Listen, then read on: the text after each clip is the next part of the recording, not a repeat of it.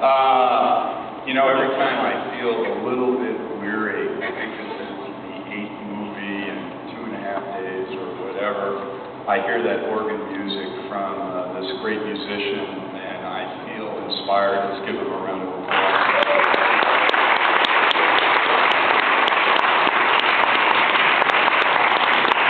So here we are, Sunday night, watching a movie that was made in 1948 that hasn't hit the screen until this year, probably hadn't hit a big screen since 1948. For those of you who have not been coming to these screenings, my name is Alan K. Rode. I am the director of the Noir Foundation, a writer, and it is my pleasure to be here in Chicago once again for year 3 of Noir City.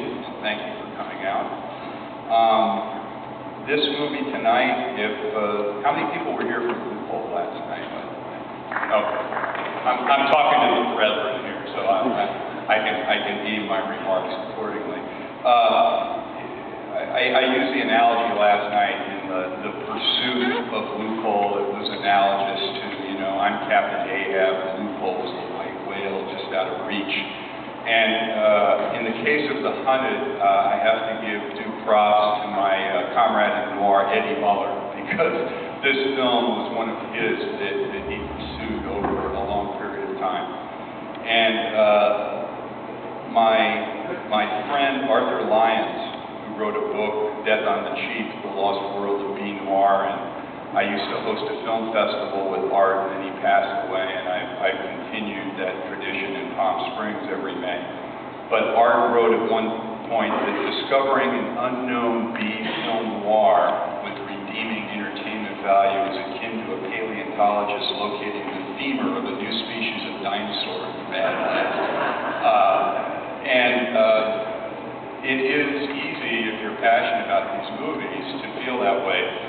Certainly this was the case with this movie, The Hunted. This was a low-budget film produced under the auspices of Allied Artists, which was formerly Monogram, and noted for cranking out the Bowery Boys and B-Westerns and so on and so forth, and a lot of second features. The director of The Hunted, Jack Bernhardt, specialized in low-budget noir productions.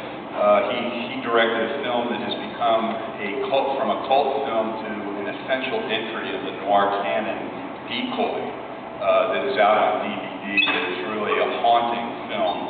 And pictures like Blonde Ice, Violence, Nurse from Brooklyn, I like that title, and Appointment with Murder.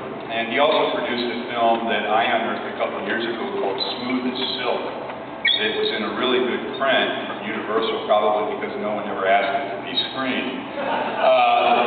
However, in The Hunted, once you get past the reality of the low production values, and I don't mean that disparagingly, but this is a picture that was made probably in 3 to 4 weeks with a budget of right around $100,000. And the virtues of this film, really foremost, is the story and screenplay of The Hunted that was written by a gentleman named Steve Fisher. And Fisher was a writer who toiled at the pulps, writing pulp fiction, magazine articles, all of that in the 20s and the 30s.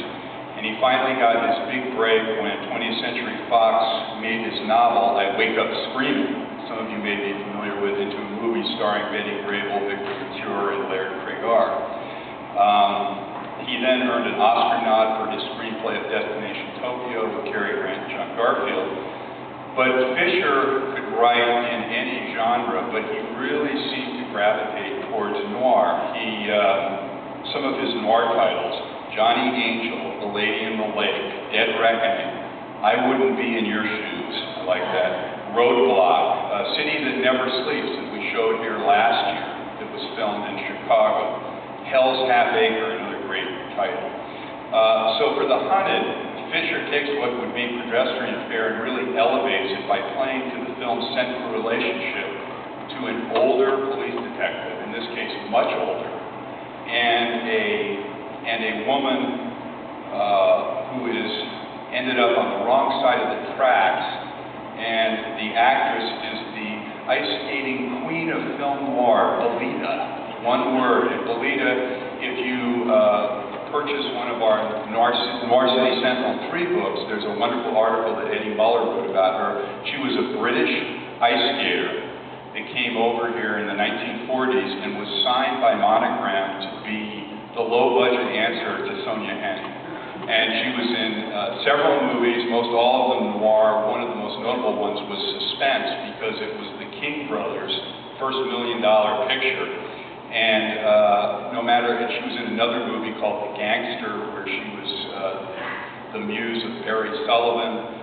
And no matter what happens, somehow they will work something having to do with ice skating in Belita's movie, even though the plot has absolutely nothing to do with that.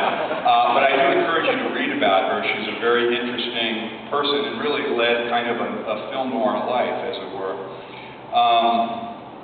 And so she's a parolee from Tehachapi prison, and doesn't every parolee get a job as an ice skater when they get out of prison?